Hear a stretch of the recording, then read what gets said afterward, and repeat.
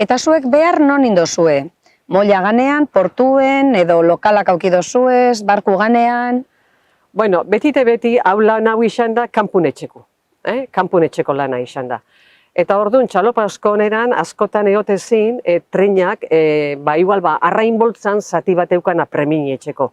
Orduan, batelin hartu eta juten ginen txalopa barrure. Txalopak arraineata eta etxemeni, batrakate ben, kanpoko alderdixan, ero moia eskinan bebai, eta orduan guken izan dugu txalopa barrun, moia gainin beti adibidez euski beruon, eurixeon, hotza egon, eta gerokun negun etxen gendu zen, konponketak bodega barrutan.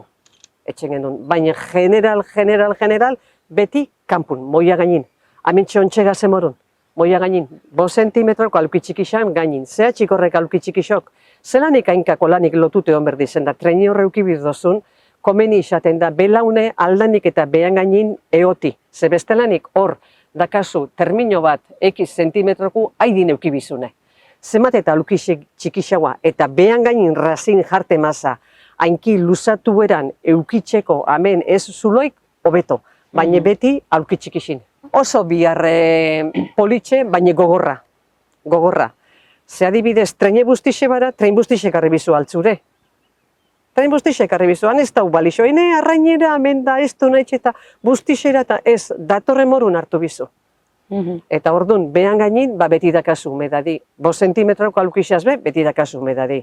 Plastikuk ipinitxe eta aldamorun, baina oso bihargorra.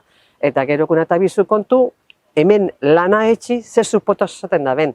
Albokaldin igual zeukasun adibidez, txalopi arrainataten. Haren kaldu, haren ure, mangeriaz garbitzen gizonak, ona hurik ez ekarri, bai ekarri. Asko humedadiaz, biharra, asko ez, beti, eta gerokun kalin, kanpun.